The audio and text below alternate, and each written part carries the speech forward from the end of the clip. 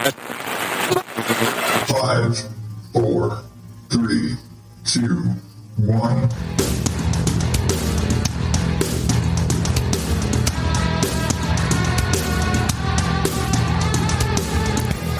Welcome to day 9 of National Podcast Post Month here on the Odd Dad Out podcast. I realized that I haven't this whole month been mentioning I am your host, Adam Higgins, the Odd Dad Out, and because I've decided to kind of split up the normal weekly show segments, it is Friday, and if you're a fan of the Twitterverse, on Fridays, there is this little Follow Friday, being as it is Follow Friday, where you share the other shows and the other hosts and the other people that you think other people should follow. I decided that would absolutely be the best day of the week for me to come in with this week's recommended listening. So, if you've listened for any amount of time outside of these daily things for November, you would know that I normally have a clip to represent the show. Unfortunately, I don't have that. It's a relatively short notice. They are a relatively new show, and their format, it's not as easy for me to just go in and pull a clip that represents the show because it's an interview-based show. But if you hadn't already noticed in the title and the artwork, this week's recommended listening feature is the Millennial Pagan Podcast, which I also have mentioned twice before during the week if you were listening to all the daily bits. So, to describe this show, let me just take their own words. The Millennial Pagan Podcast is a voice to the growing number of pagan millennials and our brand of witchcraft, magic, practice, and worship. Our goal is to explore the future of paganism through the tough and controversial topics that affect pagans, witches, polytheists, and occultists in our ever-changing world, promoting a peaceful understanding of paganism in the media. So, I started listening to this show because of the Pagan Pride Festival that was coming up that I talked about a little bit from last weekend, where I mentioned I actually met them at that festival. Phoenix, it's a festival in Phoenix. We were going, and like I said, my wife found out they were going to be there, so I looked into them and I started listening. And they're only at episode 14 or 15 right now, and they actually they probably put out as much content for their Patreon supporters as they do in their regular show. But so they don't have a lot. It's a relatively new show. And they don't have the 100% most consistent release schedule yet. Again, they're like 14 episodes in. Look at me. Took me the better part of 6 months to get 14 episodes in. But, the thing about this show is if this is in any way part of your life or your thought process, it's worth checking out. And I know I've dropped little bits here and there about that in my family, we are a pagan household and we don't get into it too much.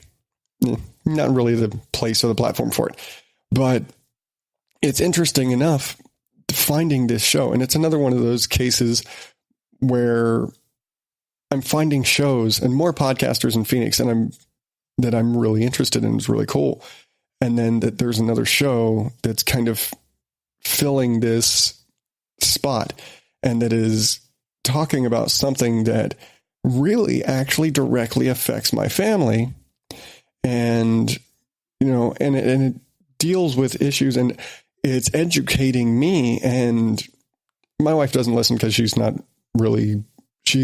dialing back her podcast listening right now, but whatever. But it's really helping me with education and things. And a lot of it is learning about the community here in Phoenix and finding out. I mean, I've always said that Phoenix is a much more twisted city than we're given credit for. Everyone thinks of it's Phoenix. It's a land of the desert, and you might think of the sports teams. And about it. You think of it as just another big city in the middle of the desert with a bunch of sports teams. And I've always known that, the deep inside of Phoenix, we are kind of we're the other guys. We're you'd call us the twisted ones. We're the pagan community in Phoenix is much larger than you would think. And I always joke about, the sign of Phoenix has always had a twisted, underlying dark sense of humor when the Suns fight song used to be the theme for the Addams Family. Not kidding. And so when I started listening to this show, it was opening me up to learning more about the communities and the variety of communities. I didn't know that there is actually a druid temple out here. You don't think about those things. You think about Christian churches, you think about the synagogues and mosques and things like that. The big three religions. You don't think about all of the other, the not big three, basically.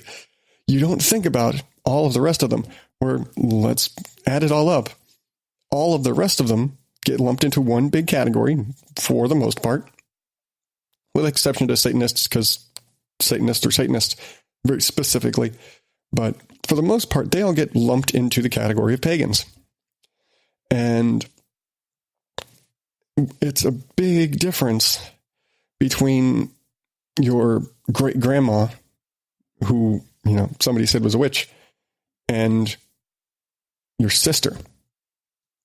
And there's a big difference in the different practices. And people might, it's 2018. People are more familiar with pagan religions now, but the general public is still, their information is still fed by general public information and mainstream media, which generally don't understand the other religions. It's big three. That's it. General public is the big three. And, it's anybody who gets offended by this comparison, don't get mad at me. I swear, I mean this with all the best. Go to big five sports. Those are the only sports that matter, right? They're the big five. You're not going to be picking up curling equipment. You're not picking up lacrosse gear. You're not going to be picking up, badminton gear necessarily.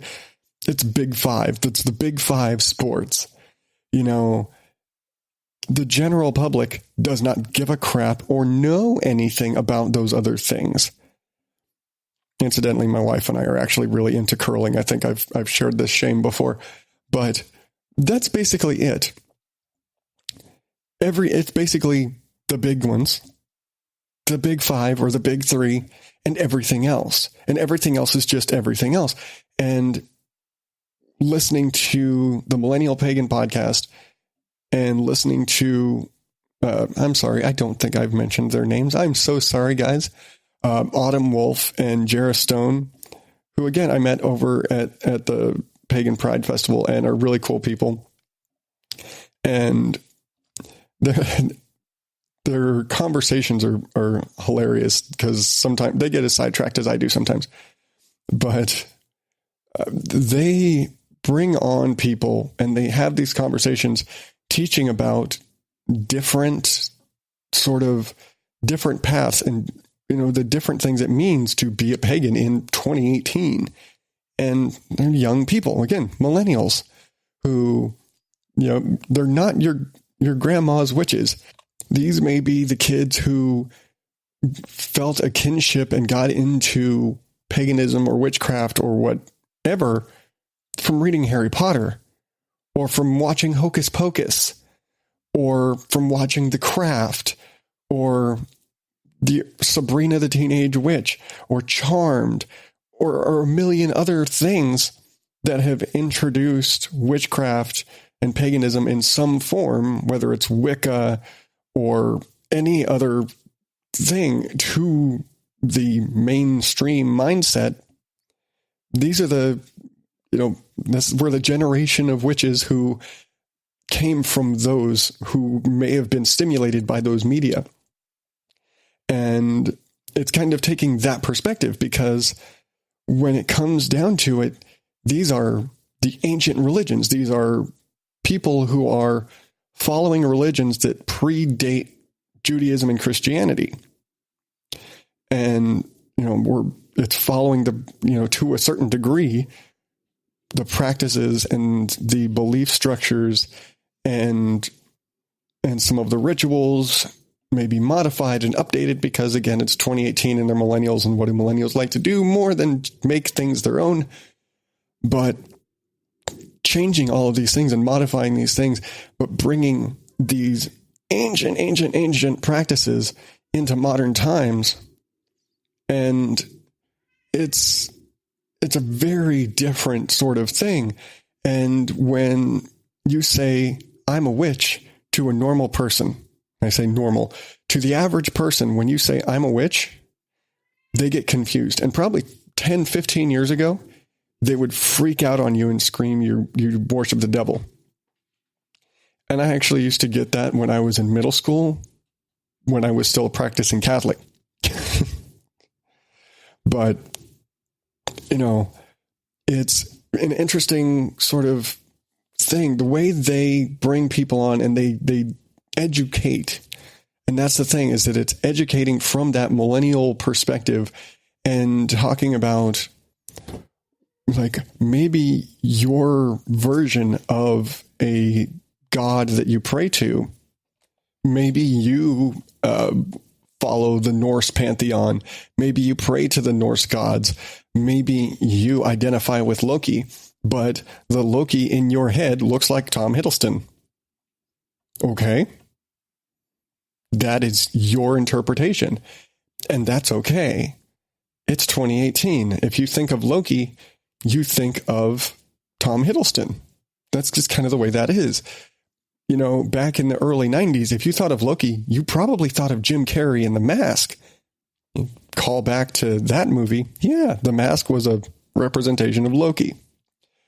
Or if you're a CW fan, you think of Loki, you think of, I can't even remember the actor's name now. But if you're a fan of Supernatural, he popped up there too. There are many interpretations. Where is your mind? Where is your heart? Where is your feeling? And in the millennial mindset, in the millennial pagan culture, it's taking all of these new things and these old things and putting them together, but learning about them. I've listening to this show. I've learned so much about this, and it inspires me to want to learn more and to get more education, so that when my boys have questions, I can answer them better and educate them better, because, when it comes to that stuff, I'm not the most educated. And,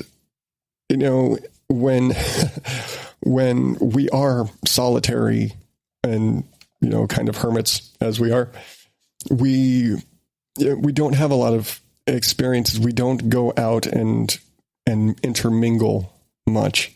And so we don't have people out there to learn from directly to help us teach our children. It's very much us. And so, it inspires me to want to learn more.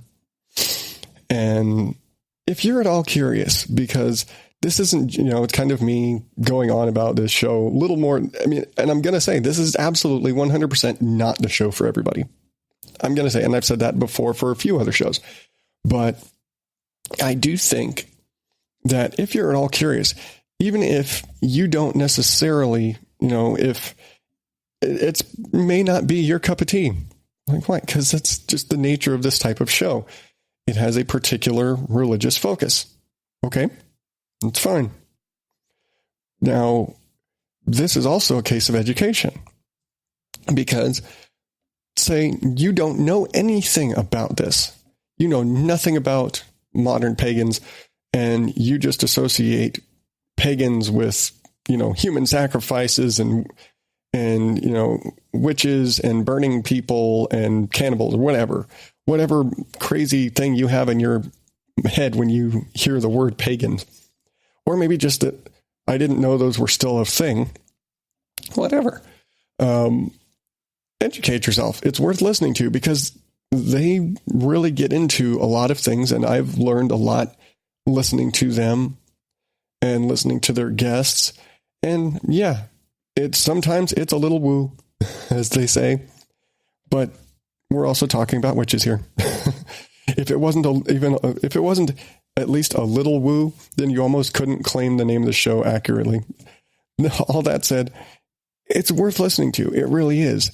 And again, if you're at all curious, or if you find yourself in that same category, if you yourself are a millennial pagan, or curious about the craft, or really like the craft, or charmed, or whatever, if the thought has ever crossed your mind, give them a shot. Listen to the show, learn some things, and see what you can get out of it. And it's been very educational for me, like I've said repeatedly, because I'm a broken record. But it's worth checking out. And forgive me, I've probably gone on longer than I can. My voice is not doing so great today. So yeah, check them out. And again, that's the Millennial Pagan Podcast with Autumn Wolf and Jarrah Stone. Really awesome people. They're really funny. And I'm hoping to get to work with them a little bit in the future, if only because we're both we're podcasters in the Phoenix area. Once again, they're on the other side of town for me, because everybody's on the other side of town for me. But anyway, check them out at paganpod.podbean.com, or look them up on the Facebook and Twitter and Instagram. Just search for Millennial Pagan Podcast, and they're right there. Of course, links will be in the show notes. And once I get around to updating all the stuff on the website, they will also be in the recommended listening section at oddadoutpodcast.com. But now that I have strained my lungs and my voice, I'm going to call that a show for today. Thank you for putting up with all of my weirdness and craziness this week, because, I just kind of go sometimes. And so it's been a rough week trying to keep up with this stuff and being sick. But thank you for your patience and for tuning in. Remember, you can follow me on Facebook, Twitter, Instagram at OddDadOut. Email show at oddadoutpodcast.com. If you have a topic for me to talk about, or a show you think I should check out for a future recommended listening segment, hit me up on all of the places, drop me a line, or if you have a podcast promo, anybody out there you want me to play once I get back into throwing them into rotation, again, throw them at me, show at oddadoutpodcast.com. And I said I was done talking, but man, I just keep going, so that's it for me today. I will catch you tomorrow with I don't know what. And until then, thank you and good night.